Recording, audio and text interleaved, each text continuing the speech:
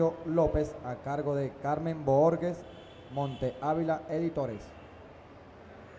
Muy buenas tardes a todos y a todas, y les agradezco mucho que estén aquí presentes, porque yo creo que es importante acercarse a obras como esta. Lo más interesante de esto, que es lo que lo hace muy ameno para leer, es que se trata de una especie de novela histórica sobre San Martín, pero al mismo tiempo sobre el propio proceso de emancipación del sur del continente, del cual nosotros conocemos muy poco, sobre todo en Venezuela, con esa gran figura que es el libertador Simón Bolívar, pues toda nuestra atención está puesta en sus acciones militares. Cómo Bolívar fue capaz de dirigir una gesta con tantas vicisitudes, tantos obstáculos que tuvo que vencer y que libertó no solamente el territorio de Venezuela donde él había nacido, sino su propia propuesta de una liberación de todo el continente. Y así, y liberta Venezuela y Nueva Granada, y Ecuador, lo que hoy es Panamá, que en aquel momento formaba parte de Nueva Granada, etc. Pero esa misma gesta que está haciendo Bolívar en el norte, el cual nosotros conocemos ya casi que en detalle, aquí hay películas sobre la batalla de Carabobo, sobre la batalla de Boyacá, sobre la batalla del Naval del Lago, de Maracaibo, etc. Pero esa misma gesta que se está repitiendo en el norte, paralelamente se estaba haciendo en el sur de nuestra América. Allí estaba otro gran libertador llamado José de San Martín, que va a plantearse los mismos objetivos de Bolívar. Era necesario derrotar al ejército español no solamente de tu patria chica, tenías que expulsarlo también del territorio general de América, porque, como decía otro gran libertador, aunque nunca lo llamamos libertador, Miranda decía, un movimiento parcial podría dañar a la masa entera. Es decir, no podemos contentarnos con liberar este pedacito de territorio, porque el enemigo es múltiple. El enemigo ocupó todo el territorio desde el sur del Mississippi hasta la Patagonia, y donde quiera había fuerzas españolas acantonadas que iban de inmediato a donde había alguna rebelión. Entonces San Martín comienza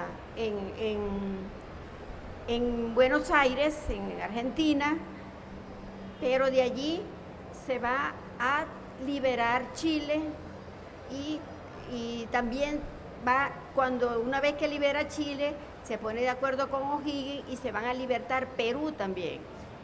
Y además de Perú está también Artigas, que está liberando lo que hoy es Uruguay. En aquel entonces todos formaban parte del Virreinato de La Plata. Entonces se están dando dos acciones simultáneas, Bolívar en el norte y San Martín en el sur. Y llega un momento en que los dos se van a encontrar en un punto intermedio que es Guayaquil.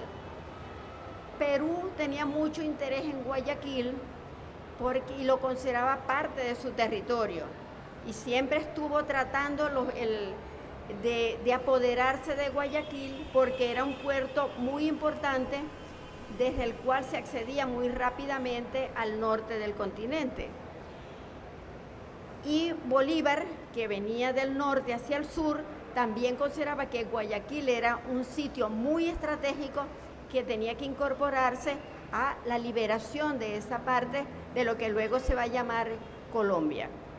Entonces, Guayaquil adquiere una posición muy, muy estratégica, tanto para el ejército del norte como para el ejército del sur.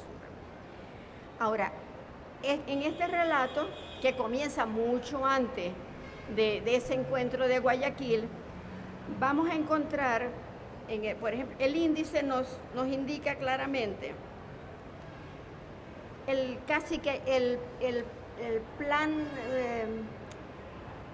plan del escritor, el programa del escritor, porque aquí va nombrando hitos fundamentales, pero tú no sabes de ver el índice a quién corresponde esto.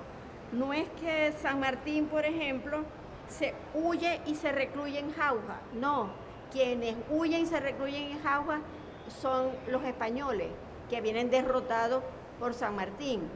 Y luego quien entra en Lima es San Martín. Es decir, que el autor trata de lograr, ustedes juzgarán después al leerlo si lo logró o no, yo no voy a prejuiciarlo, trata de lograr presentarnos la imagen de esa lucha de independencia desde los dos bandos, tanto desde el bando patriota como desde el bando peninsular o imperial o de las tropas realistas, porque los dos tenían intereses personales implícitos allí. Y vamos a ver allí cómo piensa la aristocracia del momento, aristocracia en la que estaban representados los funcionarios peninsulares, pero también una aristocracia de criollos que habían acumulado poder porque hijos de españoles eran privilegiados de entre esa sociedad de castas en que se había convertido la América. Y estos criollos, algunos trataron de obtener y obtuvieron de hecho títulos nobiliarios. El marqués tal, el conde tal, en Venezuela tenemos ejemplos, el marqués de Toro, el conde de San Javier, etc. Eran americanos, habían nacido en América, pero se identificaban totalmente con los valores españoles. Esa aristocracia siempre estuvo en contra de las independencias, porque esa independencia significaba que los esclavos, que eran quienes le trabajaban sus haciendas, le producían su cacao, su café, su añil, etcétera, y era lo que los hacía ricos a ellos, esos esclavos iban a ser liberados si aquí se daba una independencia. Y si esos esclavos eran liberados, ¿quién les iba a trabajar las tierras? Empezando por ellos. ¿O quién les iba a sacar el oro de las minas? No solamente eso iba dirigido a peninsulares propiamente o al rey de España, era que había un gran grupo de blancos criollos que se beneficiaban de todos esos recursos. Entonces, ¿cómo pensaba esa aristocracia criolla? ¿Cómo miraba esa aristocracia criolla la independencia?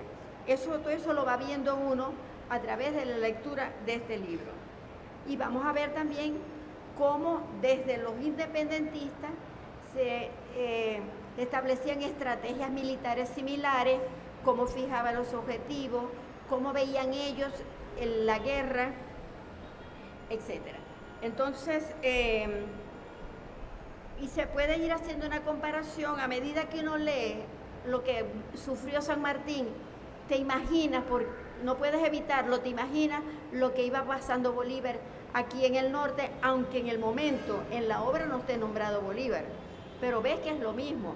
Entonces tú ves, por ejemplo, tanto así como Bolívar tenía problemas de salud fuertes, problemas pulmonares que iban y venían, que les daban lo que llamaban antes unas calenturas muy fuertes, que probablemente era producto de una tuberculosis que había tenido muy de niño y que de vez en cuando le reaparecía.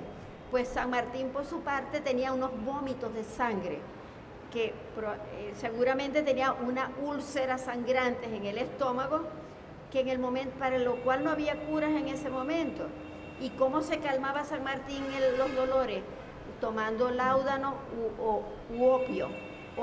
El opio en ese momento se usaba como un producto medicinal. Incluso cuando se hizo la exhumación del Libertador Bolívar, se encuentran restos todavía de opio en sus restos óseos. Entonces vemos que Bolívar, tanto San Martín como Bolívar, tienen que estar luchando contra los enemigos en condiciones de salud que no eran óptimas. Y por momentos desfallecían, por momentos los dolores los alejaban del campo de batalla, tenían que recurrir a la medicina del momento, se reponían y seguían. Nunca se rindió ninguno de los dos. Bolívar tuvo siempre la ayuda de Oliari, de varios secretarios tuvo Bolívar a lo largo de su camino libertario, pero quien más lo ayudó, quien más lo apoyó fue el general Oliari. Por su parte, San Martín tenía a Monteagudo, que era el quien le daba fuerza, quien le levantaba el ánimo y quien también contribuyó con sus ideas a propagar el ideario de la independencia. Entonces, bueno,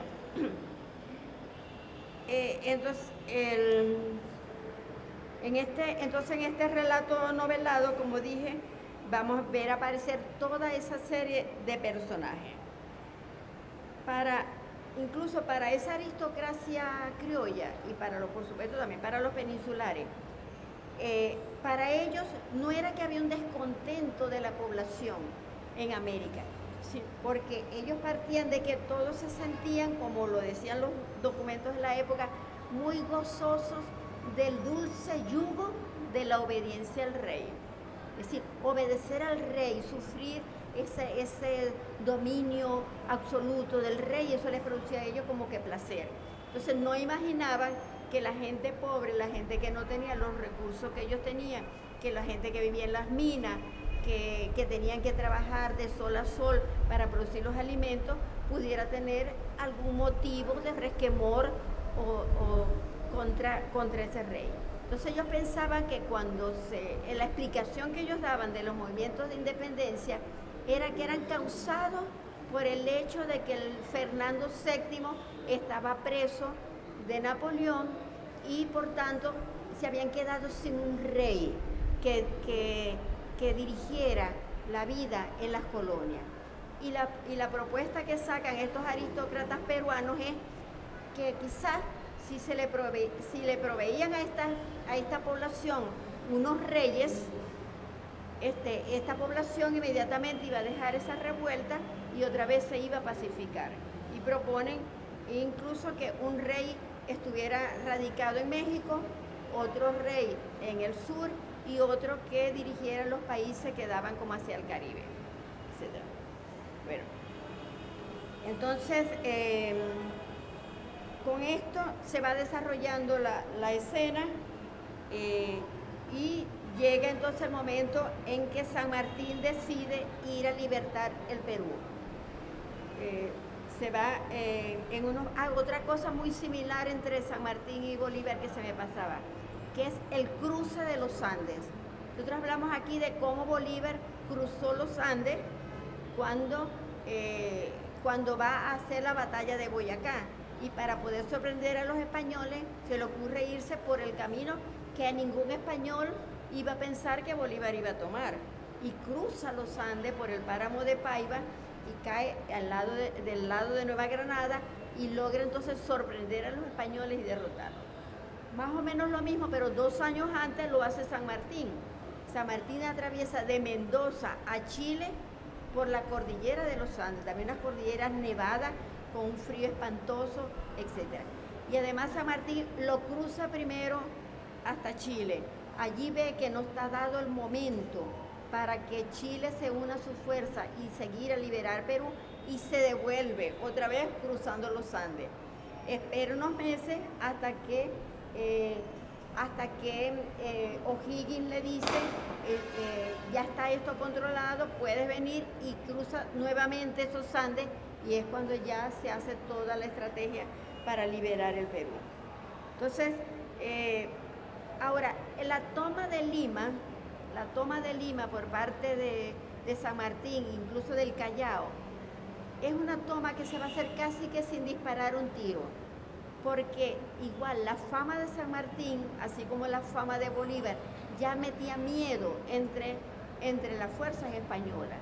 Y ya oír decir, ahí viene San Martín con un ejército, cruzó los Andes, viene cerca, hacía que las fuerzas españolas un poco se retiraran para ver por dónde iba a atacar San Martín. Y así se fueron ellos mismos como replegando, y se repliegan hacia la sierra peruana, de tal manera que cuando San Martín se aproxima a Lima, ahí no hay resistencia, y toma Lima casi que sin disparar un tiro.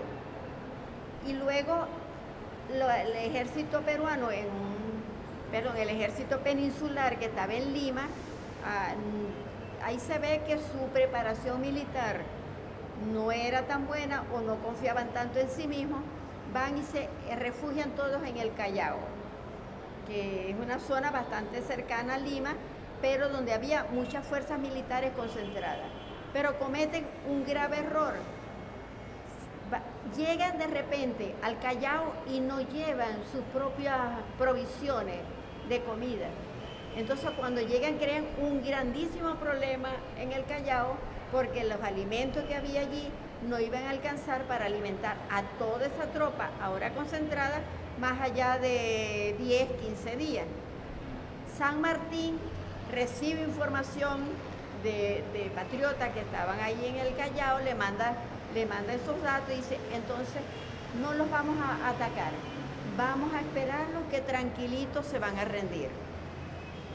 Y efectivamente tuvieron que rendirse, y abandonar el Callao, y entonces San Martín ocupa también el Callao de una manera bastante pacífica.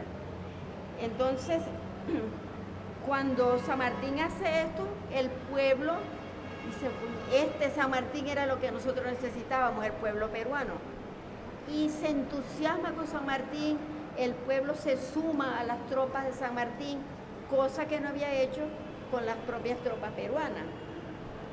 Y por eso también se crea una especie de animadversión de los que habían quedado en Buenos Aires, mandando en el gobierno de allí, de la provincia de Buenos Aires, que ya se había declarado Provincias Unidas del Sur, y el propio San Martín, que se ha convertido en un héroe para los peruanos, para los chilenos, y estos no saben cómo manejar esa situación. Es decir, la animadversión contra San Martín, los problemas contra San Martín se van a producir más proveniente de su propia Argentina, de su propia patria chica, del propio amigos de él que estaban en Buenos Aires, que del Perú, que lo habían visto llegar de repente y que los había salvado. Ahora, cuando ya además San Martín, al establecerse en Lima, comienza a legislar para los peruanos. Monteagudo, que era un periodista también, muy buen escritor y un sagaz político, plantea publicar un periódico que se llama Boletín del Ejército, para que la población supiera las intenciones de San Martín. Y funda un periódico. Y fíjense cómo fue tan en paz el proceso, que el propio San Martín le diseña a los peruanos una bandera, un escudo y hasta una moneda propia. Y es lo que empieza a circular. Sin embargo, esto no va a durar mucho, porque los propios peruanos aristócratas comienzan a ver en San Martín un gran peligro. Este tipo nos está quitando lo nuestro. Y así como está liberando los esclavos, porque San Martín decreta la libertad de vientre. Eso significaba que si una esclava daba luz, ese niño nacía libre. Decreta también la libertad de los esclavos que se sumaran al ejército. Y eso los iba a dejar a ellos sin brazos en sus haciendas. Entonces, esta aristocracia peruana es la que empieza a reaccionar contra San Martín y empiezan a generar infundios, calumnias, etcétera, que van soliviantando un poco el apoyo del pueblo peruano hacia el propio San Martín. Ahora, sin embargo, podríamos decir que igual que ese ejército de San Martín estaba integrado no solamente por argentinos, y había de todos los países que San Martín había liberado.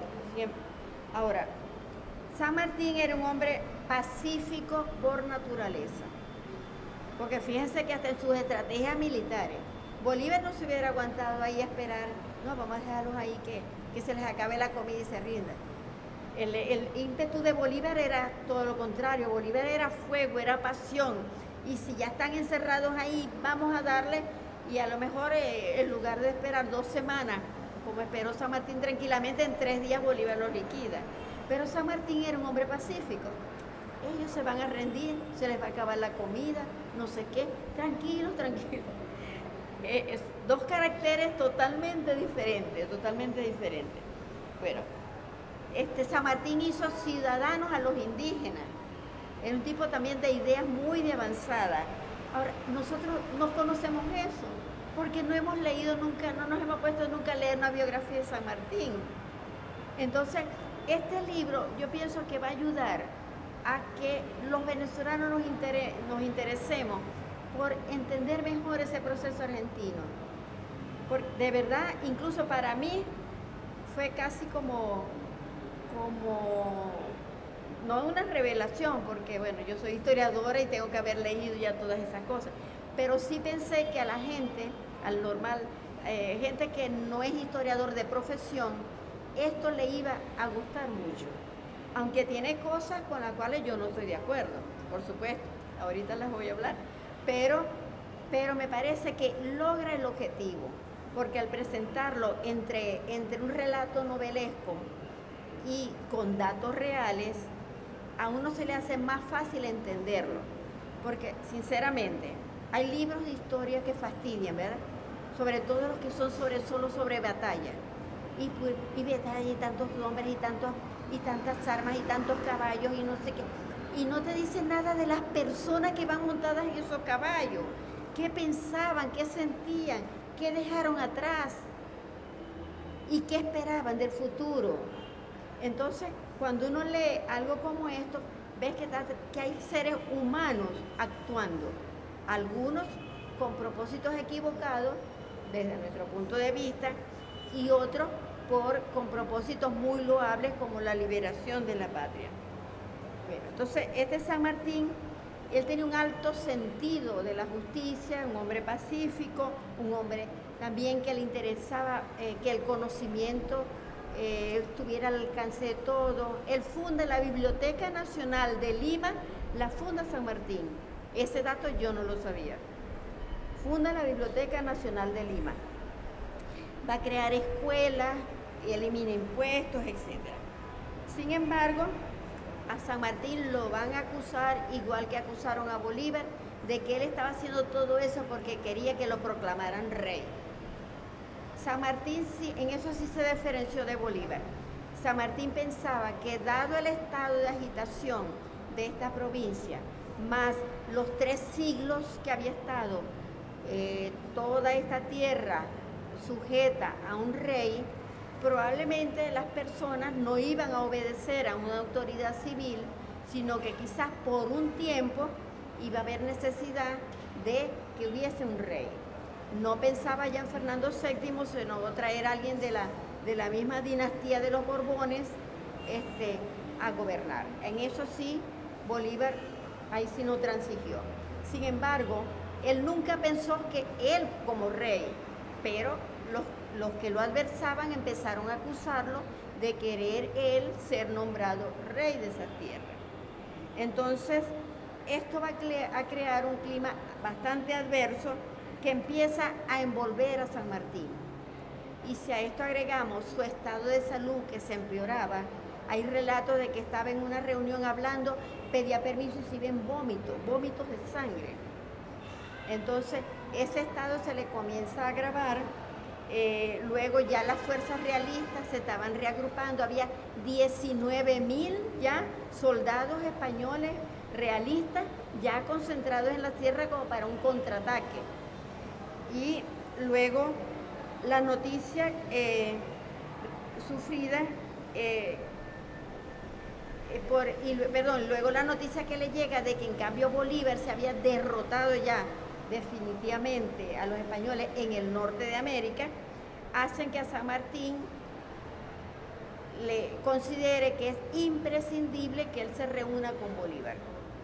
Y le manda entonces un mensajero: necesitamos reunirnos, aquí la cosa está difícil, para entre los dos clarificar cómo se va a terminar de liberar el continente. Y así se da la entrevista esta en Guayaquil. De esta entrevista hay múltiples versiones, pero todas llevan la imaginación del que la redacta. porque de lo que hablaron en esa entrevista no se sabe prácticamente nada. Bolívar y San Martín mantuvieron en secreto sus conversaciones. Hay ligeras referencias de Bolívar años después sobre eso, o ligeras referencias de San Martín, pero lo que ellos hablaron ahí, eso quedó entre los dos. Entonces, eso da pie a muchas historias, entre ellas la que ofrece este autor. Entonces, aquí es donde digo yo que no estoy de acuerdo. Él pone, dice que San Martín sí perteneció a la logia masónica, pero él pone que Bolívar también perteneció a esa misma logia en la que estaba San Martín. De Bolívar, ahí sí me consta, Bolívar sí se inició en la masonería, pero joven, bastante joven. El acta de iniciación de Bolívar en la masonería está en la Biblioteca Nacional de Francia. Yo la vi con mis propios ojos. Pero Bolívar después no se interesó en seguir practicando esos ritos masónicos. Era por curiosidad, porque en ese momento la masonería estaba muy extendida entre los militares franceses. En el ejército de Napoleón pelearon muchos militares que eran masones. Y no es que yo no tenga nada así contra la masonería como tal, como no tengo nada contra ninguna agrupación religiosa o humanitaria que se forme y con la gente que quiera participar en eso. Pero sí hay que asegurarse de que alguien perteneció o no perteneció a algo antes de afirmarlo. Entonces, este autor parte de que los dos formaban parte de esa logia masónica y que Bolívar tenía un grado más que San Martín en esa logia. Y por tanto, San Martín considera que, dado que él era de una graduación mayor que él era el que tenía que dirigir el movimiento, y por eso San Martín se retira de la escena bélica y se va a una hacienda que tenía en Mendoza. Pero eso puede haber sido por otras razones, no por las que el autor nos explica aquí. Pero bueno, este es su libro, esta es su creación, y si hacemos abstracción de eso, sí podemos seguir un poco el término del itinerario vital de San Martín. El asunto es que después de ello, ¿por qué la entrevista se hace en Guayaquil? Porque el Perú incluso, San Martín incluso en algún momento había liberado Guayaquil del dominio español, pero luego los españoles retomaron Guayaquil. Entonces, Perú consideraba que Guayaquil formaba como parte de ellos. Si ven el mapa actual, hacen límite, Guayaquil está casi que en la frontera entre Ecuador y el Perú. Y por su parte, Bolívar consideraba que había que asegurar Guayaquil porque ahí se ponía una frontera muy fuerte contra los españoles que estaban en el sur, y de ahí se podía entonces organizar una gran avanzada militar para terminar de derrotarlo. Y por eso manda a Sucre, a Ecuador, y por eso Sucre gana esa batalla de Guayaquil, y de allí se planifica la batalla de Ayacucho en el propio Perú, que es la que va a poner fin definitivo a la ocupación militar española en nuestra América. Entonces,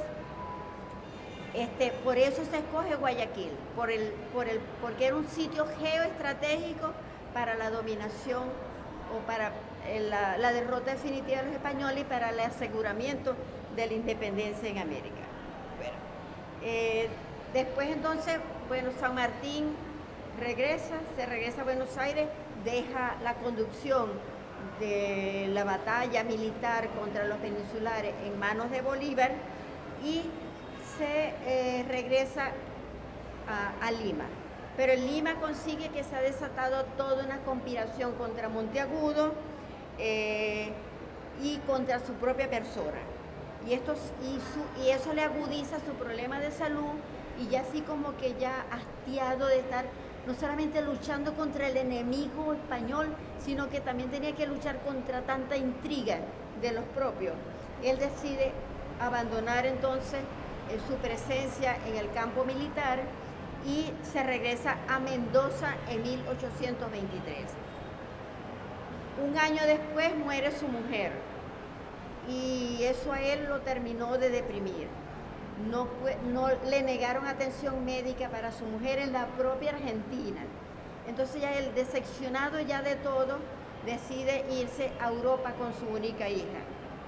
Sin embargo, hay algo que tampoco se sabe aquí en Venezuela, que 5 años después él regresa a Buenos Aires. Aquí se dice, no, él se fue a Europa y se quedó en Europa. Ya termino, estoy en la fase final. Estoy ya terminando, justo.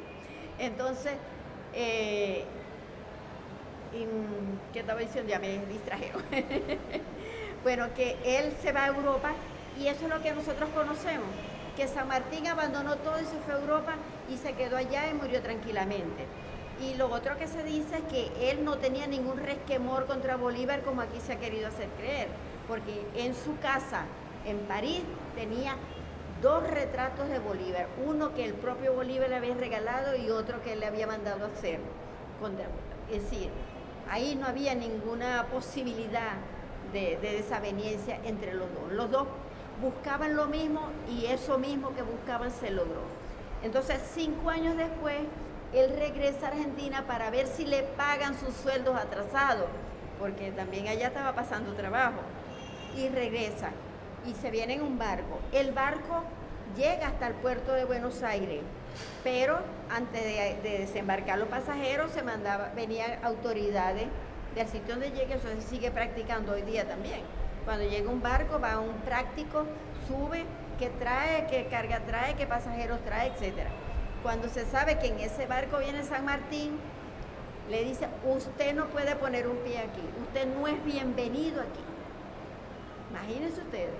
Entonces de allí él decide seguir entonces el viaje hasta Montevideo, donde tenía un amigo. Allí el amigo le presta una hacienda, se queda ahí como unos 3, 4 meses, recibe otros amigos que lo van a visitar y viendo que no tiene ya él ningún futuro en América, que ya lo tratan como que ya su época ya pasó, que ya no es necesario, que es otra cosa lo que querían los que dirigían en ese momento el gobierno de Buenos Aires, y entonces regresa a Europa y ahí sí se queda él definitivamente. Todo eso contado con un estilo novelesco que hace muy agradable la lectura. Incluso hay otros casos que presenta el autor, de un francés que se enamora de la mujer del virrey, etcétera, etcétera. No se los cuento para que ustedes lo lean. Pero salvando algunas cosas con las que ustedes quizás tampoco estén de acuerdo o no, es muy agradable de leer. Y por eso lo recomiendo, Guayaquil, de Horacio Alberto López. Este es un argentino. Él dirigió el Centro Cultural de la Cooperación, que acaba de cumplir 20 años, pero se retiró por cuestiones de salud y él vive ahora en Córdoba. Entonces me pidió que saludara aquí a todas las personas que vinieran a la presentación del libro y les transmito su saludo. Bueno, muchas gracias.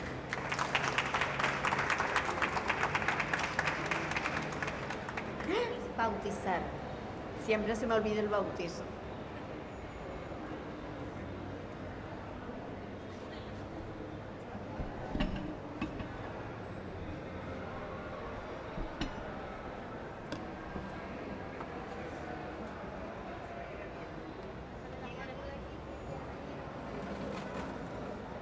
Chicas, la chica del campo.